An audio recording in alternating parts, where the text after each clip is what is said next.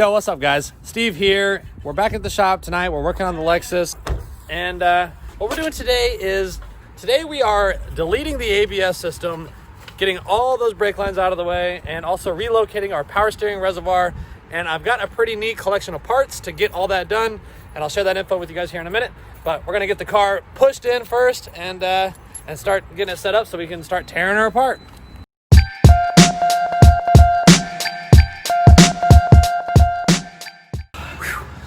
All right. She's kind of heavy with two people. Zipped it right in.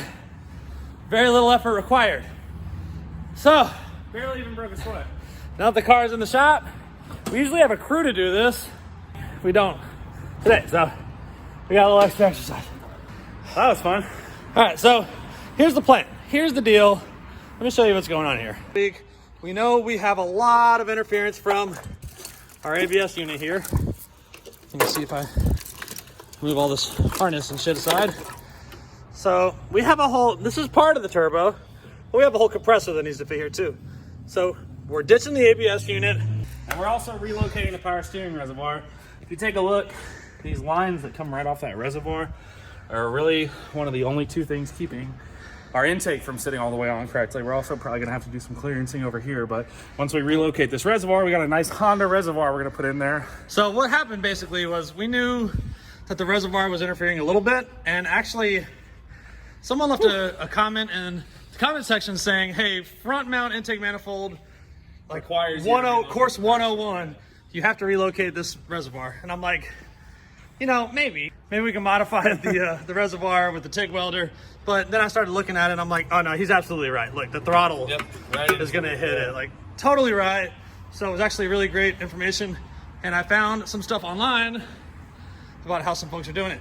So basically when we remove this reservoir, there's gonna be a port that goes into the pump, and on the older Supras, they use the same pump, and what we found is there's a fitting There's a that you can fitting get from Toyota. Yeah, actually. that actually will just perfectly allow you to put a hose there going from the pump, and then we're gonna relocate a reservoir back here. So Toyota, in all their infinite wisdom, decided they wanted the ABS block over here. Well, the master cylinder is over here. So what we have is one line for every caliper comes out of this block. So we're going to be doing away with that. And the way we're going to do that is we're basically going to be taking these two lines that run out of here. The front brakes are on this end here, and then the rear brakes are here. This one line is going to come out, go into a T fitting, and then go split off to the two calipers using the existing brake lines. The other one for the rear, we're going to go one line into a proportioning valve so we can control the brake pressure of the rear brakes, and then it's going to come out of the proportioning valve, go into a T off to the rear wheels.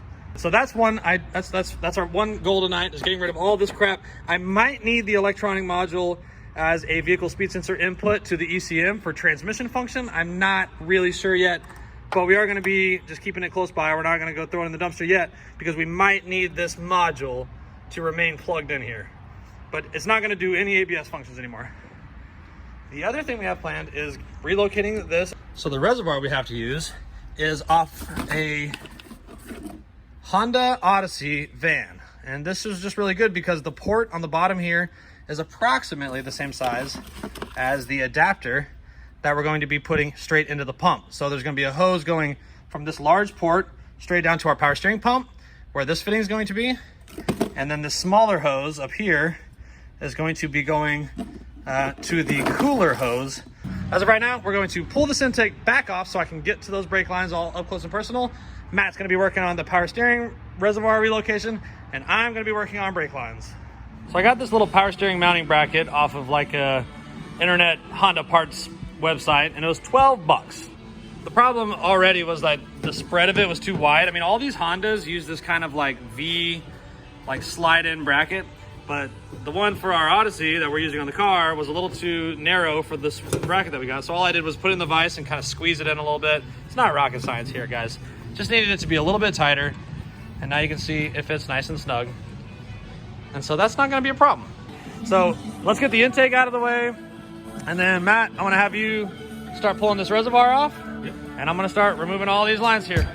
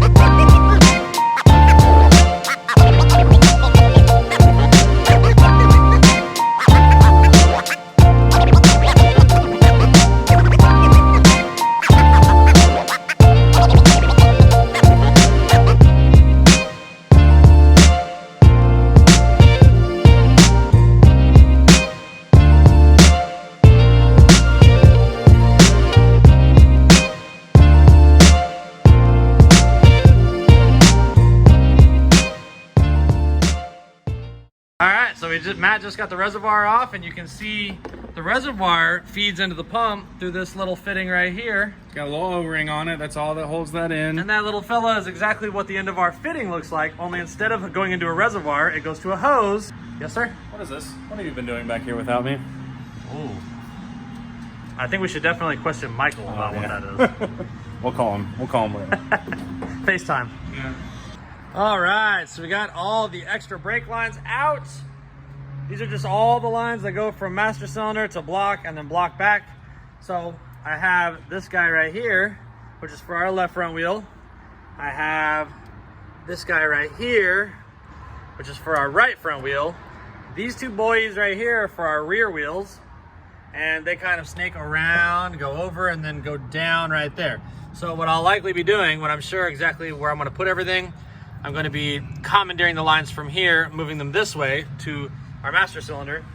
And then I think I'll just put our brake proportioning valve like right in here somewhere.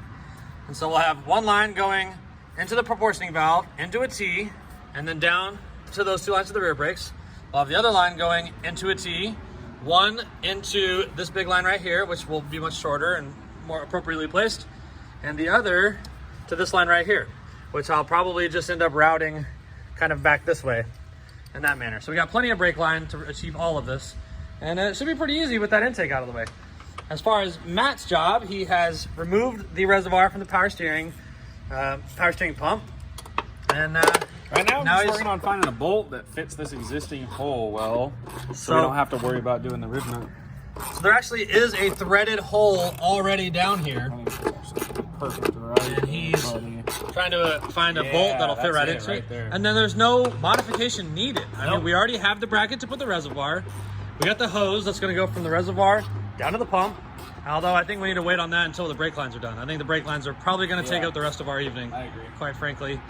But hopefully we can get those all sorted out, get the brake system bled, all the brakes working, because we've been pushing it in and out of the shop for the past few weeks with the help of our coworkers before work and after work. Thanks, fellas. And it's nice to have brakes when we're speeding towards the back of the parking lot. All right, so I know I'm getting way ahead of ourselves, but I just can't help it. Now that the ABS module's out of the way, I kind of want to see how this big fat boy is gonna fit, if at all. If at all.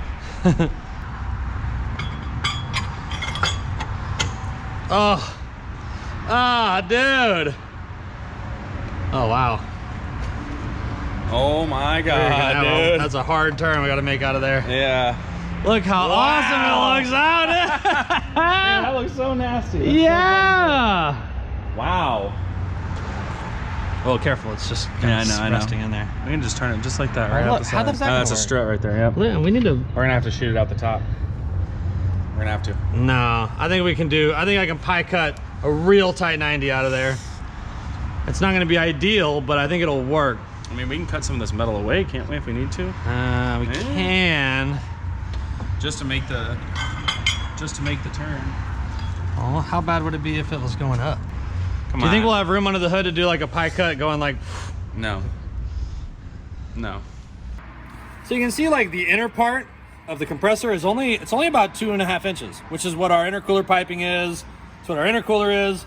So I think what I'm probably gonna do is weld intercooler piping to it, pie cut it so that it can make a sharp turn. But it's gonna be really sharp, and I'll show you how that's gonna look. And there's a reason this manifold was only 130 bucks. So you can see real tight. it'll be very little space right here. So with like 4 or 5 pie cuts, I can make a real sharp turn right here and run the intercooler pipe out, and then we'll run down to the intercooler. I think that's our only option, honestly. I think it looks so cool. Yeah, it looks awesome.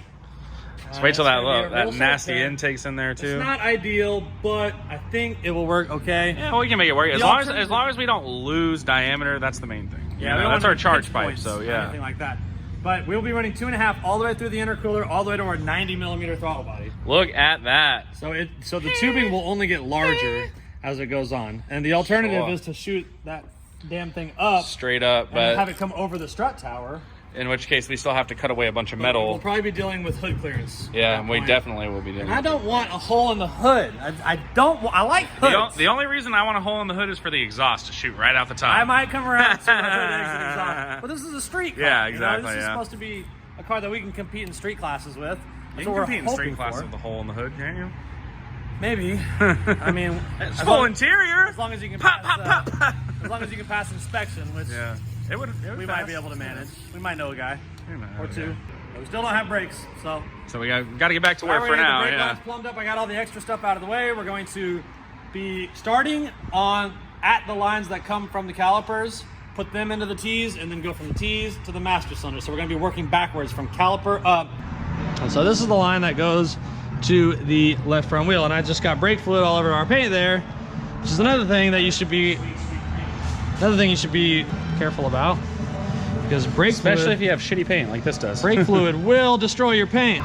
So I'll show you here how easy it is to get this black shit off. So we're just gonna make like a slit long ways like this, and then I'll just kind of put some pressure on it like this and just roll it around the outer perimeter. Careful not to slice your own body open. The razor blades are very sharp. Razor blades are super sharp. A lot of people don't know that. But I'm here to tell you. Well, you know, it's knowledge is power. It only takes a moment to learn that. Knowing is half the battle. And so once you got the slits made, it just kind of cracks off. Gives you a little more line to work with, so you can use your flare tool or whatever the hell the case is. In this case, we are going to be putting on a line nut. Just kind of center down, spin it around, spin it a couple times. When it starts to get easy to spin, we're going to tighten it down a little more, and it's just going to keep cutting deeper and deeper till she's done. And you'll know when it's done because the one piece will turn into two pieces. It's real easy to tell when you're done. Easy to tell. You'll know. Hold on a sec. Let me look at your tool here. So look, you don't have the line between the rollers. Oh. Yeah, see? Now Matthew made a classic mistake. See, it's not that easy to use. What we're going to have to do is make a cut on the right front line, and we're going to be joining it with another piece of line using a union. We're going to go ahead and just add a little bit more line extension to get over there into that T, and then we'll pretty much be done with the front. All we'll have to do is make a line from the T to the master cylinder. The rear is going to require a few more steps though, so we'll get there here real soon. Okay, so what a union is, it does not require flares, it does not require nuts. A union is a nice way to touch two lines together without any real modification. So the way a union works is basically you have these little tapered sleeves that slide onto the line, and then you have these nuts that go on the outside. So the line goes through the nuts, through the tapered sleeves, and towards the center here. As you tighten the end down, it squeezes that tapered end on the line, and then this does the same thing. So basically you get a compression fitting on both ends of the line. All right, so you slide the nut on, and then the tapered bit goes on next, and then the center section slides over like that, and then we're just going to slide the nut end down and start threading it on until it starts to kind of squeeze, till it starts to bite. Then you're going to use a wrench on the center section and then a wrench on the nut. And the tighter you put this nut down, the tighter it squeezes that little wedge between the line and the nut. And the less likely you're going to have any freaking drama, brother. It doesn't have to be super tight. These are super good fittings. This is a great way to mend a brake fluid line. Now we're going to work on routing this with our other piece of line that's going to make us reach our T there. All right, so we got our right front line going over here over the heater hoses into our union there, straight over here to our T. So both of our front brakes are going into this T, and this final port is going to go over into this point right here. All right, so now we're working on the rear brakes. Last couple lines. This has probably been the smoothest job that we've done in the last month. Yeah, I don't know if we've ever done anything that's gone that's so gone. well. Yeah. But I mean, you know, we're not quite at the closing. Yeah. Here, but I mean, the biggest thing is that we've identified the lines and the way that they're routed. They all kind of come right where they need to be, which is really nice. and everyone's so scared to delete ABS, like it's going to put them in some kind of peril. Right. Look, We've never had ABS on the Z. threshold braking is way more effective than relying on electronics. I think honestly, ABS, like mashing the pedal and relying on ABS versus threshold braking from a skilled driver, Right. threshold braking is going to cut stopping distance way down, big time. So, You know, that's interesting because I always thought that dogs laid eggs, and I learned something today. now you know. Now we're pretty much in the down home stretch. I mean, brake lines are very soft and malleable. And so basically, oh my God. That thing is real spinny. You really don't need a lot of pressure to form the brake lines. They're very malleable. Malleable. Malleable. Malleable. Malleable. Vote and let us know who's right. Don't do that. Okay, so here's take 3. He's really been struggling with this line. Hey, man. That's really learning a lot about flaring brake lines. We've flared brake lines before together. I think the problem is you're putting too much through the tool because it's like flopping Is that I over. don't know what happened to the freaking washer for this thing.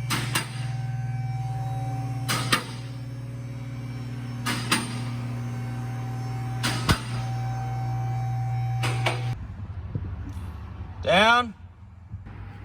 Nothing came out at all. Yeah, there's a lot of air in there. I didn't even hear any air come out. Well, I kept opening it because I was trying to make sure it was open fire. Where are you going now? I dropped my wrench right in the freaking grip tray. Yeah, I guess it was a great idea for me to work the bleeders, huh? Yeah, well, just stop dropping shit and All right, things up. would be a lot better. Down. I hear like a hissing every time. I know. I do too. You seen anything drip around you? No, I'm not. Did you say up? Yeah, go ahead and go up. Let me pump it a couple times. Oh wow, yep, no, something's dripping. All right, bring her down. Let's see what happened. There it goes. So we're trying to bleed it, but it sounds like something's leaking vastly. Vast leak. All right, go up under there. See what's leaking. Hit it. Down. Oh, it's one of our unions. One of our unions or one of our T's? T's. So one of the fittings on the T's leaking? So we should try tightening down the T's. Okay. There might just be one we forgot to tighten, honestly. All right, so one of our T's was leaking from one of the flares we did. So we cut the flare off, reflared it. Second flare looked exceptional. Very good. Nothing's coming out. Not even a little. No. Maybe we should do the rears first. I mean, this is the shortest path of fluid. You're right, but there's 2 valves on the master cylinder and it's gonna compress one before the other. And the pedal's not going to the floor, like there's pressure somewhere. Up. Down. Hey. All right, so all the brake lines are routed. Everything looks to be in place. We did manage to bleed the system out and got a nice firm brake pedal. So definitely a big victory. We had a T-fitting that was giving us some grief, but all we had to do is just cut off the flare and reflare it. Seems like that was the only failed joint in our hydraulic brake system. In this case, we had one bad flare. Everything else looked pretty good. And with the removal of the ABS system and the removal of the power steering reservoir, we were able to fit some of our goodies back under the hood and check out how good it looks.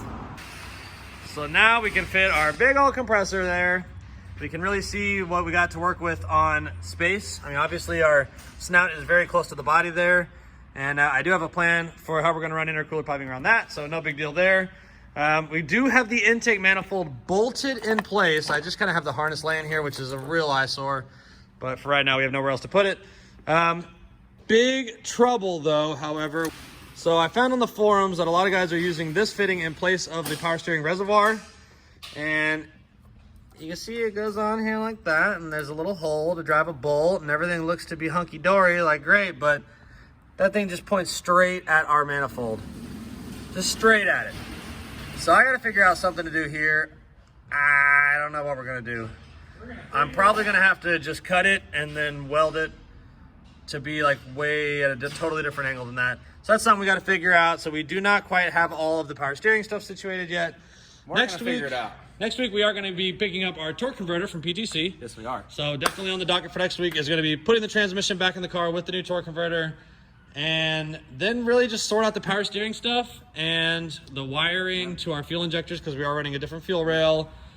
And from there, like it's going to be ready to start. Well, piping is going to be a big job. Sure. So we do have a big undertaking with piping. I'm going to be TIG welding, pipe cutting a straight 3.5 inch piece of stainless for the downpipe, and we're not going to be running full exhaust, but we're going to be running the downpipe just straight down to the earth, just like we do with the Z. And then the intercooler piping is also going to be quite a challenge too, but we'll just have to kind of cross that bridge as we get to it. But as for right now, that's going to be it for tonight.